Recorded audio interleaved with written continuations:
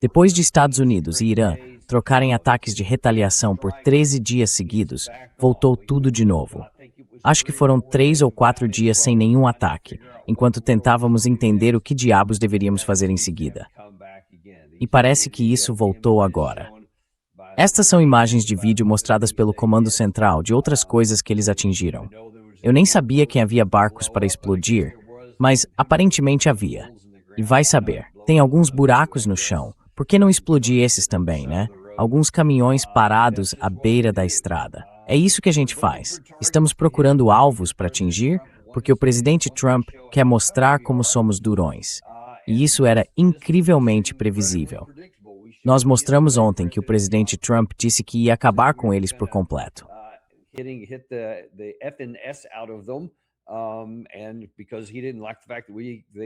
E porque ele não gostou do fato de terem disparado alguns mísseis balísticos contra nós na Jordânia, que segundo ele nós derrubamos. Então ele prometeu isso ontem à noite e durante a madrugada isso de fato aconteceu.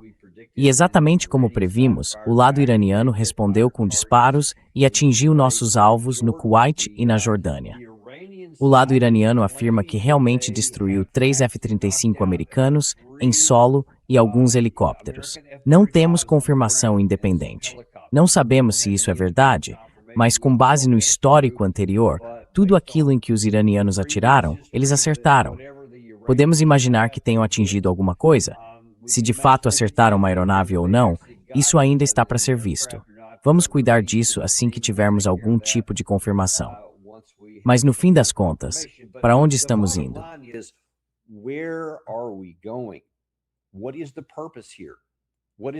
Qual é o propósito aqui? Qual é a intenção aqui? Qual é o objetivo alcançável que o uso de poder militar letal vai promover em favor das necessidades e dos interesses dos Estados Unidos? Como isso vai reabrir o Estreito de Hormuz? Como isso vai compelir os iranianos à submissão? Essas são todas perguntas que deveriam ser feitas antes de qualquer coisa começar. Mas como você sabe, por estar acompanhando, e como dá para perceber pelo tom da minha voz, nenhuma delas está sendo feita. Se alguma vez foram feitas, certamente não foram respondidas. Na verdade, parece que simplesmente dissemos, sabe de uma coisa? Eles lançaram alguns mísseis contra nós. Acho que deveríamos lançar alguns contra eles. E aí, acho que vamos ver o que acontece em resposta. Depois, acho que vamos decidir o que fazer amanhã. Porque o que vamos fazer amanhã?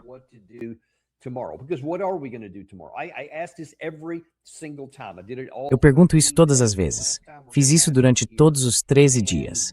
É a última vez que vamos perguntar isso aqui. E agora? Então o Irã dispara alguns mísseis balísticos contra a nossa base na Jordânia. Nós revidamos e atingimos uma lista de alvos bastante significativa, pelo que eu vi. Acho que foram 9 locais diferentes que atacamos. Não sei quantos disparos em cada um desses locais, mas foi uma resposta bem robusta. E agora, depois disso, o lado iraniano revidou. E agora, vamos dizer, certo, foi um toma lá, dá cá, acabou? Ou vamos dizer, espere aí, vocês dispararam contra a Jordânia, nós atacamos esses alvos ontem à noite, e então vocês revidaram contra o Kuwait. Então agora é a nossa vez. Na verdade, se algum tipo de estratégia que estamos empregando aqui, talvez seja justamente essa coisa de é a minha vez, como o presidente Trump disse ontem.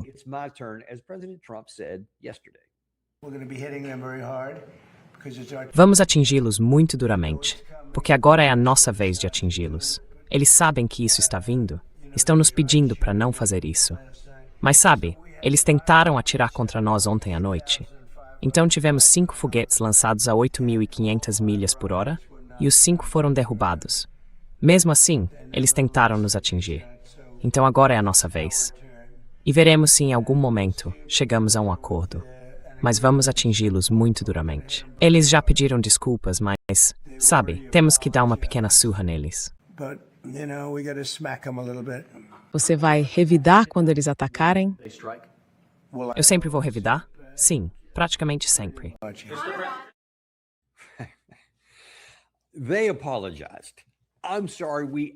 Eles pediram desculpas. Sinto muito. Nós acidentalmente lançamos 8 mísseis balísticos contra sua base.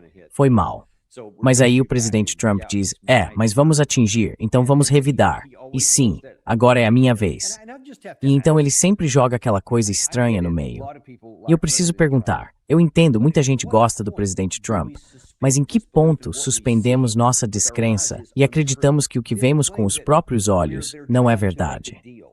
Essa alegação de que eles estão tentando fazer um acordo, estão implorando para fazer um acordo, nos ligaram para fazer um acordo, acho que ainda vamos fazer um acordo. Do que você está falando? Que acordo, ainda que imaginário, está sobre a mesa? Não há acordo. Pegamos o memorando de entendimento e, em poucos dias, nos inserimos na administração do Estreito de Hormuz, algo para o qual não nos comprometemos.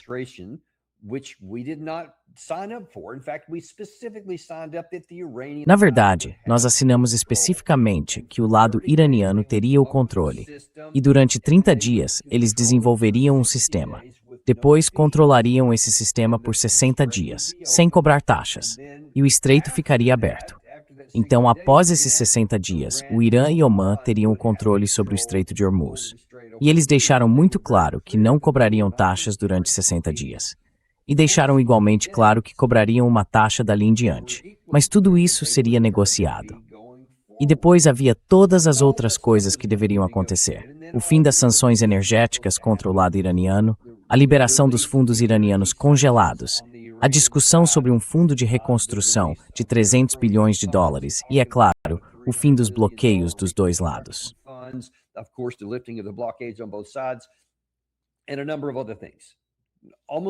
E várias outras coisas, quase nenhuma das quais foi feita.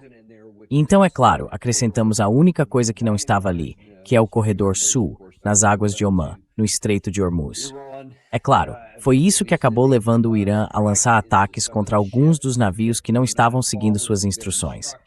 E então começamos toda essa coisa de retaliação de um lado e do outro. E desde então, tudo explodiu. E de novo, ficamos com a pergunta, e agora? Para onde isso vai? Isso é mais do que uma pergunta retórica. Na verdade, isso tem saído nas notícias aqui ultimamente.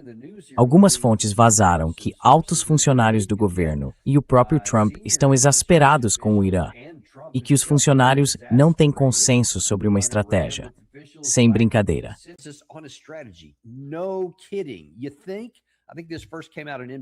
Acho que isso saiu primeiro na NBC News. Uma autoridade dos Estados Unidos disse que a frustração de Trump decorre das divisões sobre como lidar com a guerra, que depois escalou para a retaliação iraniana, o fechamento do Estreito de Hormuz e um impasse. Depois de todo esse tempo, não há unidade, disse uma autoridade de alto escalão. A fonte também afirmou que Trump explodiu durante uma reunião de segurança nacional na semana passada. Aliás, e gritou palavrões para assessores. Bem, isso não é surpresa. A secretária de imprensa da Casa Branca, Levin, no entanto, negou o relato, dizendo que isso é falso. Quase nada do que ela diz é verdade também. Então, quase categoricamente, aceite isso como uma confirmação. O presidente não vai ficar parado enquanto eles violam o memorando de entendimento, matam nossos soldados e disparam contra seus navios no estreito.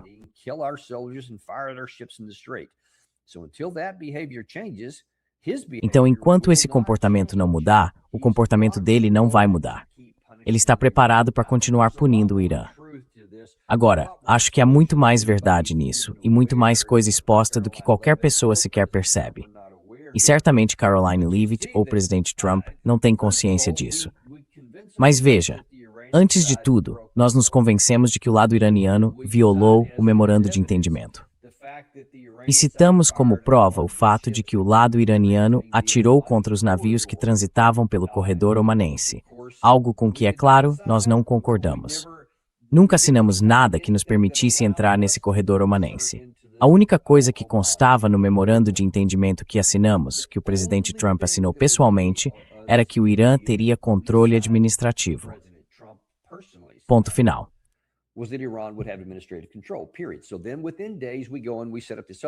Então, em questão de dias, fomos lá e estabelecemos o corredor sul, o que criou esse conflito esperado.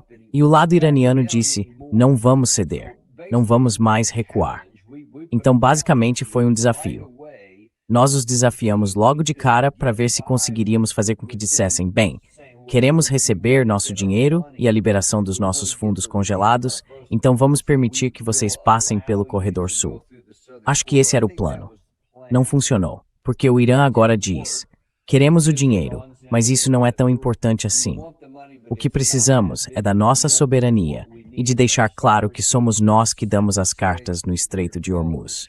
Foi isso que vimos, e foi isso que eles fizeram.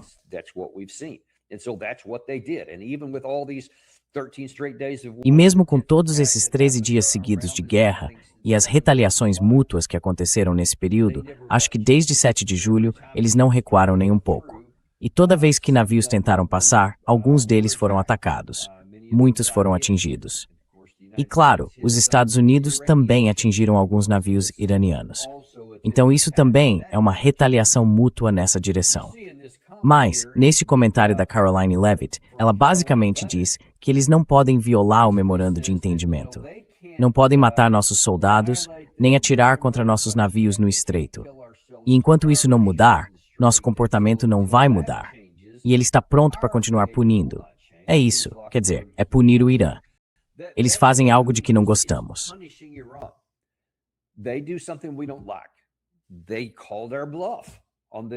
Eles peitaram nosso blefe sobre a passagem pelo Estreito de Hormuz.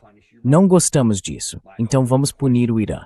Minha pergunta inicial é: aonde isso vai dar? E depois?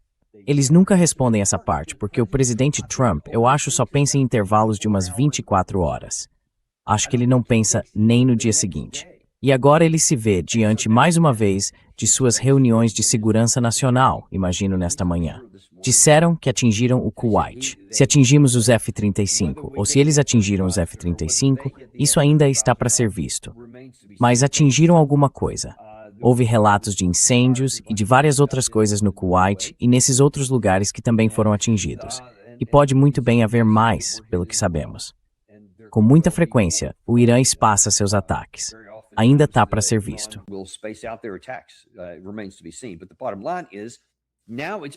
Mas, no fim das contas, agora a bola está novamente com o presidente Trump. O que ele vai fazer? Qual é o plano? Bem, se ele não está pensando além das próximas 24 horas, pelo menos algumas pessoas no governo parecem estar. Segundo o Washington Examiner, aparentemente, o almirante Cooper, comandante do CENTCOM, está defendendo algo novo. Bem, não é exatamente algo novo, mas é algo maior e diferente dos ataques de 13 dias que tentamos e que literalmente não conseguiram nada. E desculpem, deixem-me repetir e reiterar isso aqui. Isto é do Instituto para o Estudo da Guerra.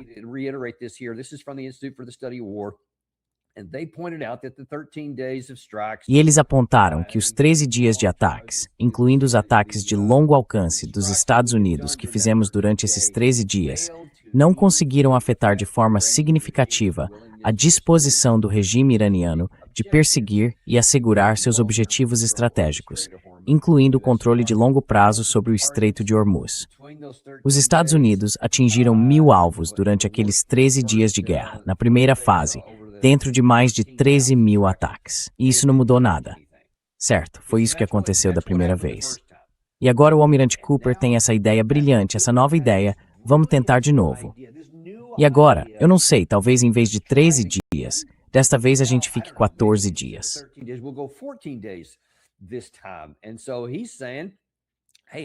E então ele está dizendo: que tal intensificarmos nossos ataques aéreos para reduzir completamente a capacidade de mísseis do Irã, segundo a reportagem. Chamem isso de abordagem de força total, ele disse. Assim, o uso de munição defensiva pelos Estados Unidos seria minimizado, já que haveria menos ataques vindos do Irã. Ao mesmo tempo, a NBC News informa que Trump está exasperado porque seus principais assessores não conseguem chegar a um acordo sobre uma estratégia. Certo, vamos parar por aí. Esperem. Já se passaram, quanto é mesmo, 149 dias desde o início desta guerra. E hoje vocês estão tentando descobrir qual é a estratégia. É sério? Olhem isso de novo. Trump está exasperado porque seus principais assessores não conseguem concordar sobre uma estratégia e porque ele chegou até a explodir com um importante assessor de segurança nacional.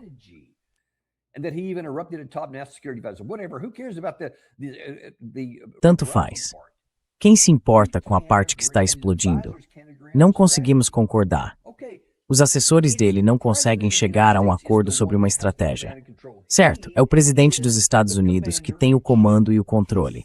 Ele é o comandante em chefe. Ele define a estratégia. Ele pode pedir assessores, pode pedir aconselhamento, receber uma variedade de opções. Isso é normal, é apropriado, é necessário, mas é ele quem define a estratégia. E, para o comandante em chefe, não deixem isso passar, gente. Não deixem isso passar. No 149º dia, estamos chegando a, seja lá o que for, quase 6 meses dessa guerra. E agora vocês ainda estão procurando uma estratégia? Quer dizer, já estava implícito no que eu disse no começo. Nós também não temos resposta para. E depois?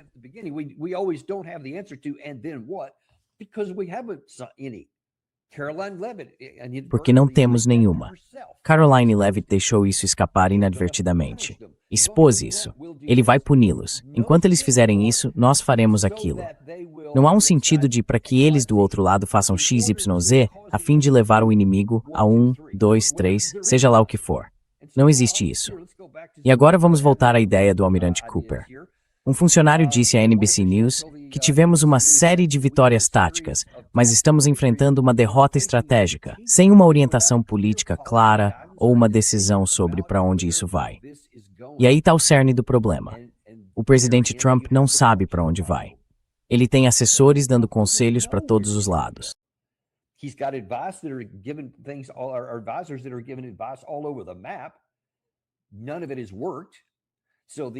Nada disso funcionou. Então, o que quer que Benjamin Netanyahu tenha dito a ele em fevereiro, isso obviamente não funcionou, porque houve a decapitação, o assassinato de todas essas pessoas diferentes, a morte das crianças na escola no primeiro dia e o assassinato de outros líderes nos dias seguintes. Isso não causou o colapso do governo, não fez as pessoas se levantarem. Ah, droga. Bem, então acho que agora vamos ter que explodir os mísseis deles. E não funcionou. E vamos voltar aqui, e essa primeira parte.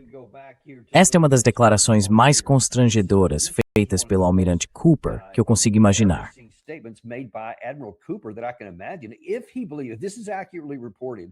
Se eu acredito que isso foi noticiado com precisão, isso por si só já é uma enorme evidência de um problema. O Almirante Cooper é a favor de intensificar os ataques aéreos dos Estados Unidos para, abre aspas, reduzir completamente as capacidades de mísseis do Irã. Está de brincadeira comigo? De novo, já se passaram 150 e poucos dias desde o início desta guerra. A campanha de bombardeios de 40 dias foi planejada para eliminar as capacidades ofensivas de mísseis deles. Lembram do famoso ou infame discurso do presidente Trump no primeiro dia, quando ele falou sobre o que nós iríamos fazer? Vamos destruir completamente as capacidades de mísseis deles. Nós nem arranhamos isso. Nós só reduzimos isso marginalmente, por um período de tempo.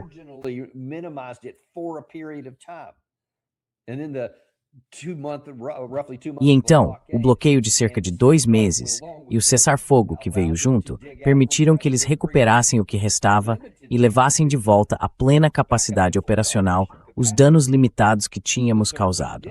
Os 13 dias não tiveram sucesso. Não conseguiram afetar de forma significativa a disposição do regime iraniano de buscar a paz. E agora vocês querem tentar mais 14 dias, só que com mais bombas. O que há de errado com essas pessoas? Quantas vezes você pode fazer algo, não dar certo, e então seus brilhantes comandantes voltarem e dizerem, vamos fazer de novo?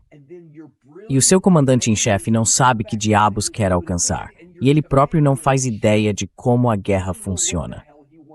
Ele não conhece os fundamentos de um engajamento militar.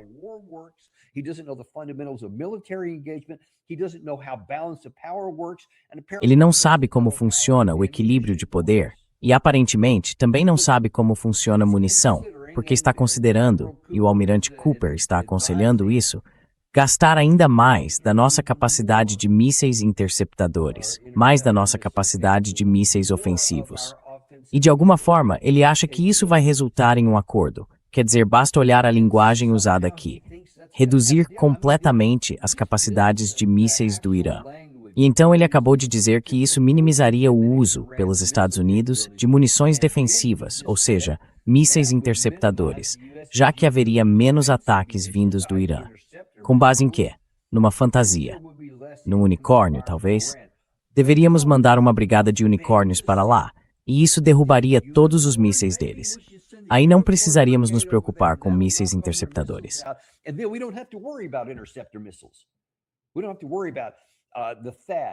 Não precisamos nos preocupar com os THAADs, os PAC-3, os SM-3, os SM-6.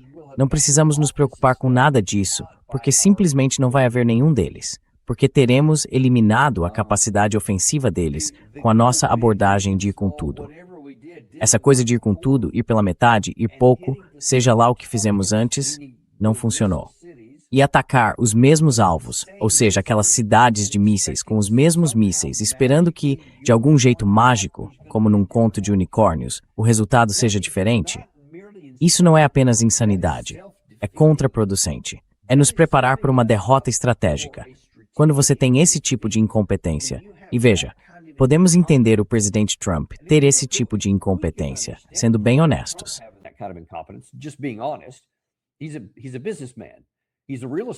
Ele é um empresário, é um cara do setor imobiliário, não entende nada de guerra. O que ele sabe sobre combate? Só o que alguém conta para ele. Ele mesmo não tem nenhuma base para entender. Então, quando recebe conselhos, eles vêm de extremos completamente diferentes. Ele não tem como avaliar quem está certo e quem está errado. Mas o almirante Cooper fazer essa sugestão a essa altura, depois de já terem tentado isso 2 vezes antes, sem ter novas munições, ele só tem as mesmas coisas. O Irã não são novos alvos que vocês vão ter de atacar, são os mesmos. Por que aconselhar defender que se ataque isso de novo?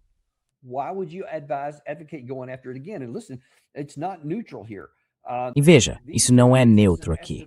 Essa é uma estimativa de quantos SM-3, SM-6, THAAD e PAC-3 existem.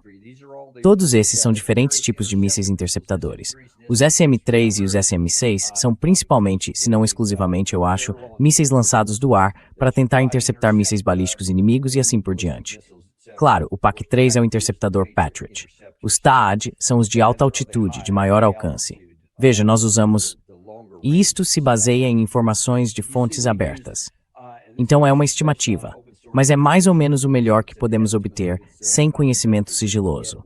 Algo entre 200 e 250 no total.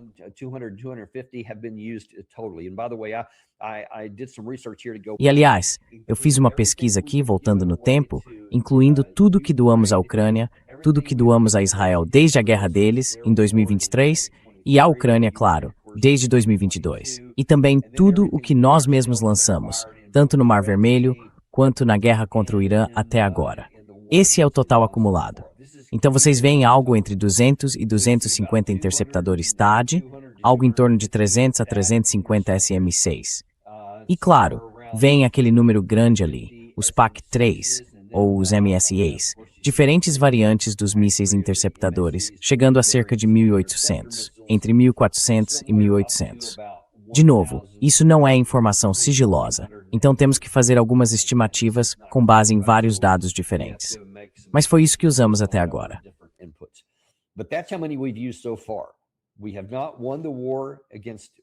Não vencemos a guerra contra a Rússia.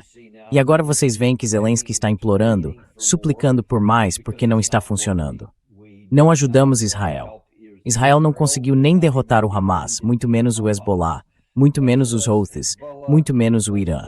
E é claro, não conseguimos vencer a nossa guerra. E é nisso que gastamos até agora.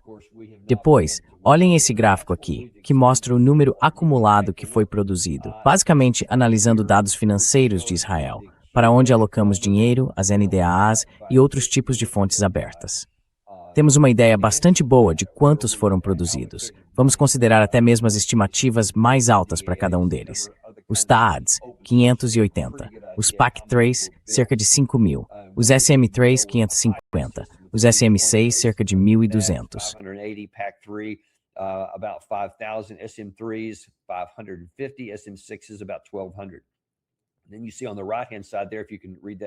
E aí, no lado direito, se você consegue ler esse número aqui, está o inventário ativo atual, com base em tudo que foi usado nesse período. E claro, estamos constantemente produzindo novos itens aqui. Então, não é simplesmente pegar tudo que foi gasto e subtrair do inventário inicial. Isso é o que temos atualmente.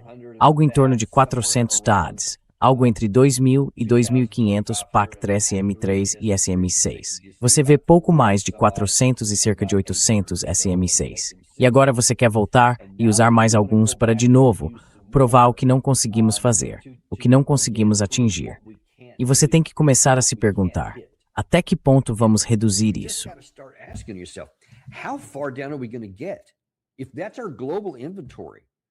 Se esse é o nosso estoque global e já demos uma boa parte para a Ucrânia, eles estão pedindo mais. Demos para Israel, eles estão pedindo mais. E agora estamos consumindo tudo do nosso próprio estoque aqui. E muitos deles, eu acho, como os SM-3 e os SM-6, também são lançados de porta-aviões e assim por diante. Então isso afeta alguns dos nossos porta-aviões, da aviação embarcada neles. Então, o que isso faz com a nossa capacidade de segurança nacional no Indo-Pacífico?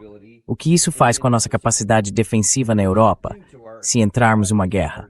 Deus nos livre de entrarmos uma guerra com a Rússia, se isso se espalhar. Falamos muito sobre isso. Não é exatamente uma possibilidade hipotética que possa haver guerra. O que vamos fazer então? E isso é só em relação aos interceptadores.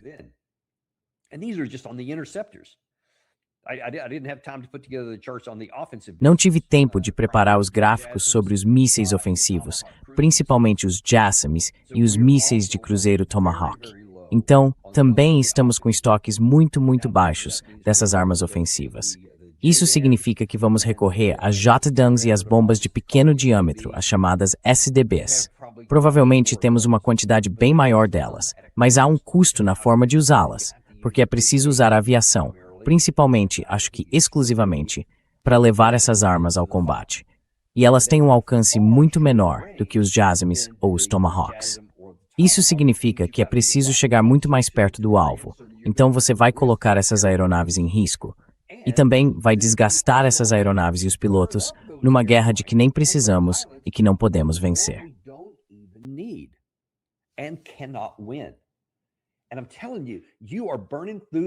E estou lhe dizendo, vocês estão consumindo a vida útil dessas aeronaves num ritmo muito mais acelerado do que aquele para o qual elas foram projetadas.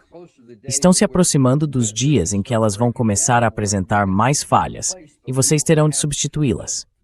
Mas não temos o financiamento previsto ao longo desse período para adquiri-las. Leva muito tempo, muitos e muitos anos, para construir um caça avançado. E vocês vão consumi-los aqui. O que vai acontecer em outros lugares? Entende? Temos uma necessidade global. Agora acho que deveríamos reduzir isso drasticamente. Acho que deveríamos ter uma defesa nacional forte e poderosa para impedir que qualquer um ataque nosso país. Mas não deveríamos sair por aí procurando dragões para matarem todo mundo, que é o que está acontecendo agora.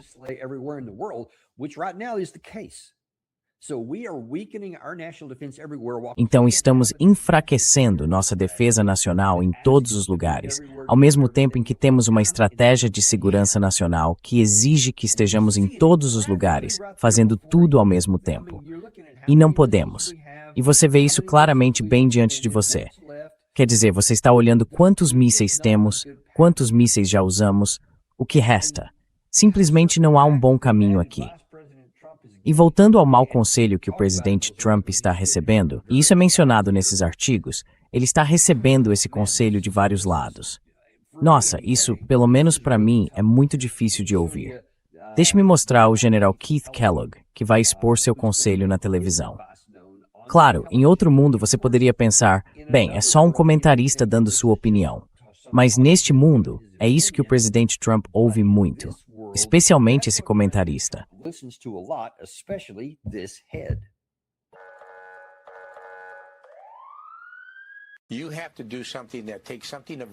Você tem que fazer algo que tire desses caras alguma coisa de valor.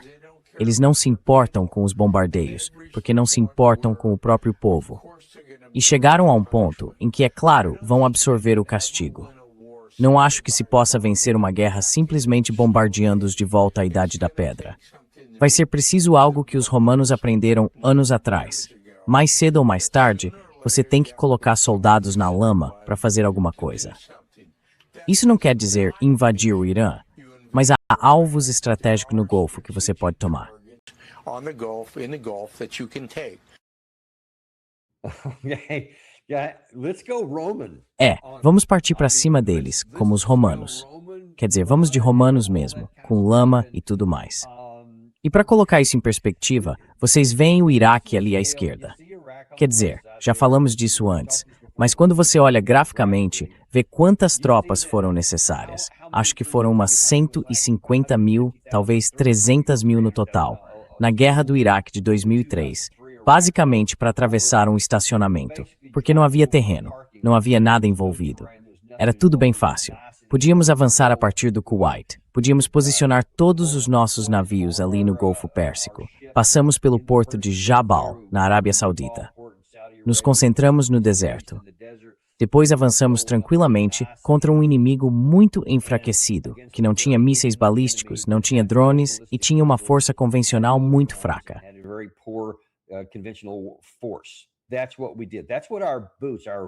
Foi isso que nós fizemos. Foi isso que as nossas botas romanas enlameadas, fizeram em 2003. E claro, em 1991, quando eu fazia parte daquela força e desembarquei em todos aqueles mesmos lugares, nós tínhamos, somando todos os aliados, cerca de 500 mil. Agora, quando você vê o lado iraniano ali, e vê, claro, os Montes Zagros e todas essas, centenas de milhas dessas cadeias montanhosas que você teria de atravessar, e olha este mapa aqui, que mostra quais seriam as possíveis rotas de invasão para realmente entrar no Irã por aquelas montanhas. Você vê a seta azul lá em cima. Aquilo fica em parte da região curda.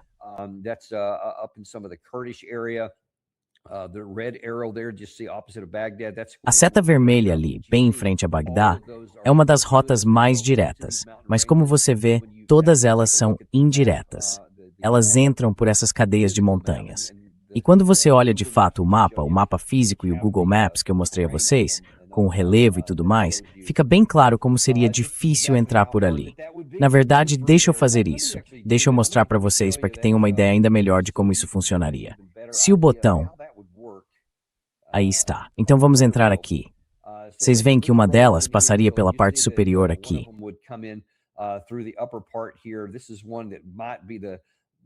Essa talvez seja a chamada mais fácil. Mas vocês estão vendo todas essas cadeias de montanhas. Vamos colocar isso em relevo 3D aqui. Você teria que passar por todas elas. Agora, vamos olhar bem aqui. Vejam, não dá para passar por cima das montanhas. É por isso que isso é tão importante. Você teria que descer por um vale assim e teria que avançar para essas, todas essas áreas onde você fica limitado. Tirem o mapa da tela. Obrigado por avisar, Gary. Eu não percebi que tinha apertado esse botão. Certo, então vamos voltar a isso, porque, de novo, vocês podem ver que este é o terreno. É aqui que aquele mapa mostrou por onde você teria que entrar. E vocês veem que vão ficar limitados nessas áreas, onde tem que descer para os vales.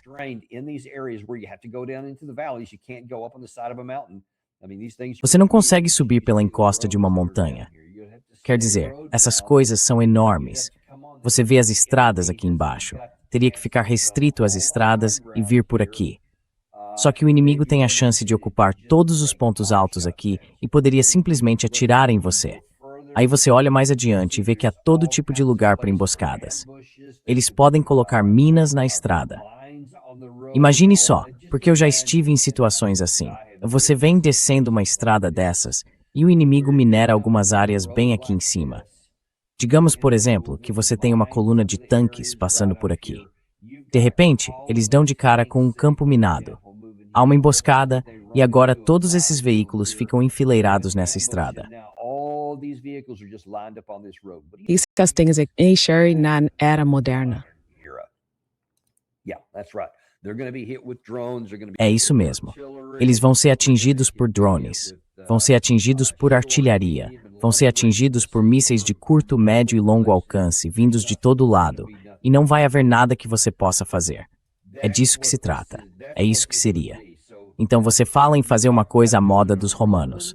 Isso não vai funcionar, general. Então, se é esse o caso, tudo bem. Se você não vai bombardeá-los de volta à Idade da Pedra.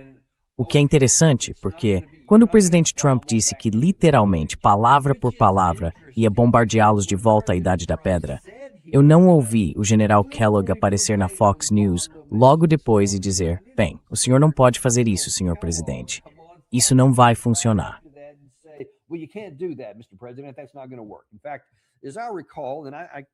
Na verdade, pelo que me lembro, e não tenho uma fala específica em mente, mas tenho quase certeza de que ele sempre apoiou com entusiasmo tudo que o presidente Trump dizia. Não acho que ele contestasse isso naquela época, mas não sei. Agora, finalmente, ainda que tarde, ele está começando a entender isso. E então eu acabei de mostrar a vocês que se você entrasse com um grande exército, isso seria simplesmente suicida. Nós seríamos completamente desmantelados ao avançar por lá. Nunca chegaríamos ao objetivo. Só sacrificaríamos nossas forças e destruiríamos nosso próprio exército, colocando de frente para algo em que todas as vantagens estão do lado da defesa. É isso que aconteceria se você adotasse uma abordagem totalmente romana, com botas enlameadas e tudo mais. Bem, a apresentadora da Fox News que o entrevistava percebeu isso de fato. Então, mérito para ela. E ela perguntou: Gore, espere aí, você está falando em exército invasor?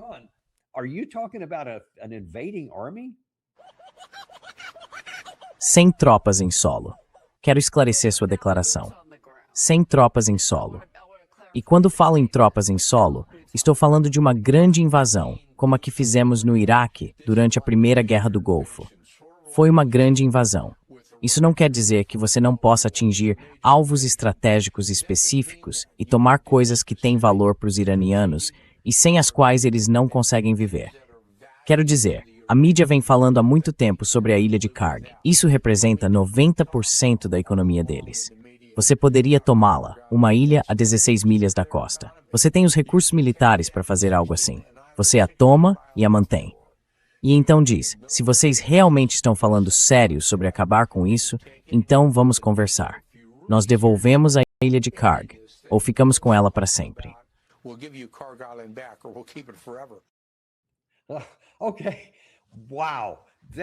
Certo. Uau. Isso é quase tão ruim quanto. Agora, eu acabei de mostrar graficamente por que você não pode invadir. Você estaria literalmente só sacrificando o seu exército.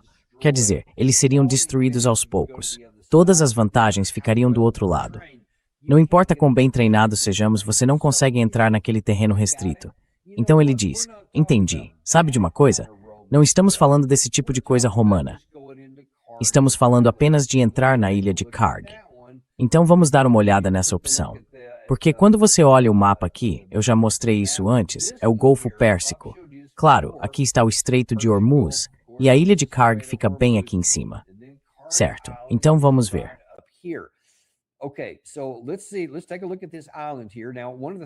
Vamos dar uma olhada nesta ilha aqui. Uma das coisas que dá para perceber, eu acho, por este ângulo, deixe-me ver se conseguimos colocar isso também em 3D. Dá para ver que não há muito relevo aqui. Esta não é uma área montanhosa. São só pequenas colinas e algumas áreas mais elevadas, onde estão localizados alguns desses tanques de petróleo. Mas, no geral, é praticamente plana. É uma área aberta. Você não tem onde se esconder. Não tem nenhum lugar de onde possa se defender contra fogo inimigo vindo de fora. E quando você olha de volta para a localização, vê novamente o quanto isso fica perto da costa iraniana. Está tudo ali. É bem fácil para eles.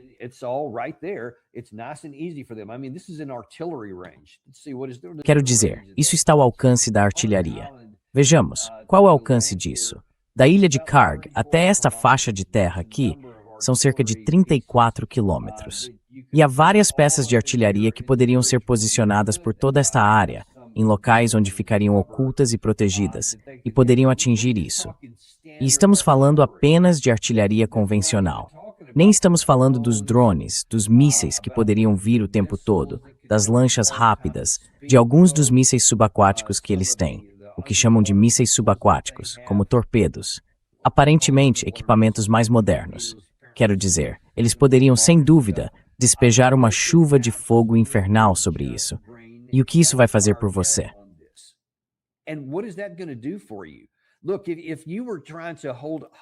Olha, se você estivesse tentando manter como refém, como ele disse, 90% da economia deles, não é isso. Não são 90% da economia deles. E como o professor Marandi mostrou graficamente ontem, no mapa, nós também acredito mostramos ontem, que há todos esses países diferentes ao norte, o Mar Cáspio e todas essas longas fronteiras terrestres. E o Paquistão, há umas 8 rotas diferentes por ali. Há, é claro, o Afeganistão e vários outros lugares. Muitas fronteiras terrestres, muitos lugares por onde eles podem ir. Então só perder aquilo não vai tirar todo o dinheiro deles. A maior parte da economia deles é produzida internamente. Então, se você quisesse simplesmente tomar isso e, entre aspas, mantê-los como reféns, quer dizer, você poderia simplesmente destruí-lo.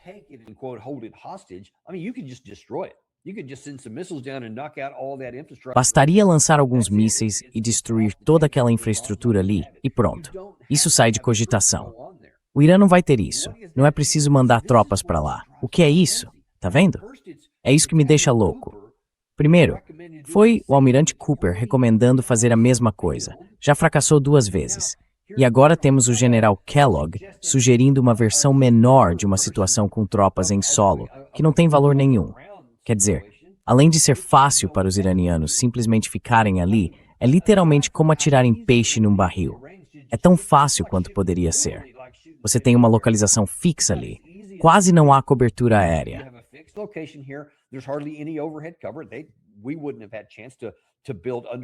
Não teríamos a chance de construir bunkers defensivos subterrâneos ou posições de campanha, como os ucranianos têm, por exemplo, em suas cidades-fortaleza. Nem todas aquelas estruturas que os russos fizeram em 2022, 2023, quando já tinham montado todas as suas linhas defensivas. Sabe, eles tiveram tempo para chegar com fortificações, obras de engenharia e cavar todo tipo de área fortificada. Nós não teríamos essa oportunidade. Estaríamos simplesmente desembarcando de helicópteros, ou por algum milagre um barco conseguiria de fato chegar lá. E aí você não teria nada, teria uma pá. Então seriam literalmente as piores condições imagináveis. Se eu mostrei no primeiro mapa como o terreno, com os Montes Zagros, oferece enormes vantagens defensivas, este aqui é o oposto.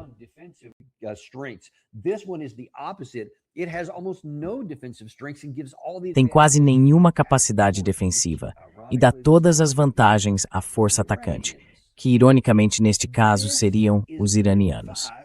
Esse é o conselho que está sendo dado ao nosso comandante-em-chefe, que não tem por si só capacidade independente de avaliar o que é bom e o que não é, porque não tem o conhecimento de alguém que tenha tido sequer uma experiência mínima nas Forças Armadas. É onde estamos agora. Então estou profundamente preocupado, porque, sabe, vale dar uma última olhada nisso. O almirante Cooper, de alguma forma, acha que pode intensificar os ataques aéreos e depois reduzir a capacidade de mísseis do Irã, para que não precisemos dos nossos mísseis defensivos.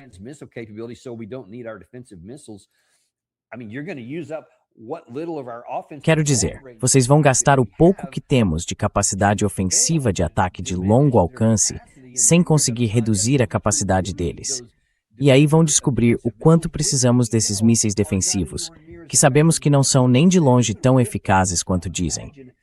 Mesmo com eles, agora imaginem se abrirmos mão da nossa capacidade ofensiva e também esgotarmos esse escudo defensivo ineficaz, mas pelo menos mínimo. Aí não teremos nada. É por isso que estou dizendo que existe um risco real de uma derrota militar completa, porque as guerras hoje são travadas com mísseis, defesa antimísseis e drones.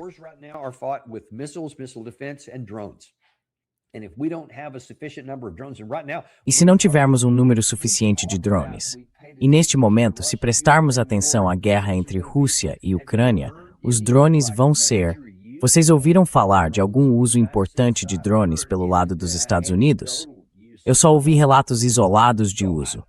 Então, aparentemente, não temos esse tipo de recurso pronto para ser empregado agora. Estamos lutando com uma mão amarrada nas costas e, na outra, estamos ficando sem o que temos. Mísseis ofensivos e defensivos. Mas o lado iraniano não está ficando sem nenhum deles. Eles estão na defensiva. Estão lutando em seu próprio território. Estão lutando pela sua existência física, literalmente.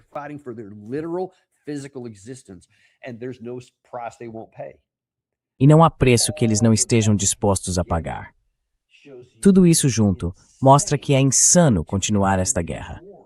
O presidente Trump precisa simplesmente adotar o plano de se afastar. Cada dia de atraso torna mais difícil encobrir isso e até fingir. Mas ainda assim, é absolutamente necessário não adotar o plano de se afastar, nem qualquer versão do que Karoline Leavitt disse.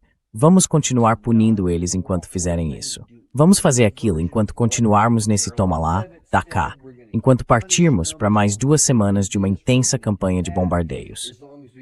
Tudo o que vocês vão fazer é provar o que venho dizendo a vocês desde antes de a guerra começar.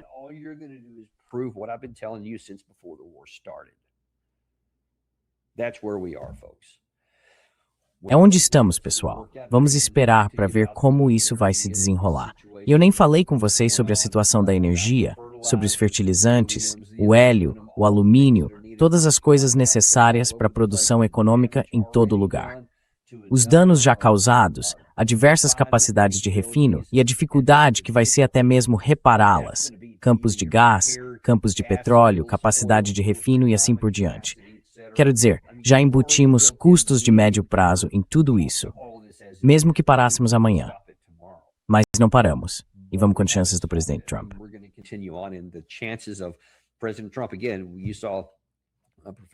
Mais uma vez, vocês viram o professor Morandi no nosso programa ontem. Ele disse que se Trump atacar a montanha Pickaxe, que é um dos grandes alvos que o lado israelense vinha pressionando o presidente Trump a atacar, esse será o gatilho para eles atingirem toda a outra infraestrutura energética da região. E aí você passa a falar de uma probabilidade muito real de depressão econômica. E se você não tem uma economia, pessoal, entendam, toda a sua capacidade de segurança nacional depende, na verdade, de uma economia forte. E se a sua economia começa a enfraquecer e você também está ficando sem seus recursos militares, estamos em uma situação mundial muito, muito grave.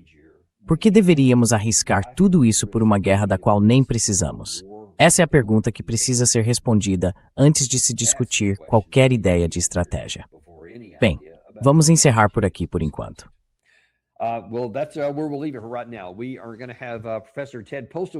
Vamos ter o professor Ted Postol de volta, e ele vai nos dar uma das suas habituais palestras TED. Isso vem aí ao meio-dia, daqui a cerca de 15 minutos. E depois vamos ter Matt Bracken no programa pela primeira vez. Ele tem aparecido em todo lugar. Ele é ex-SEAL, pelo que acredito, tem muita experiência e é alguém que vale muito a pena acompanhar. Tenho lido bastante coisa dele no X e estou ansioso para recebê-lo no programa. Isso vai ser hoje à 13h. A gente se vê então no Daniel Davis Deep Dive.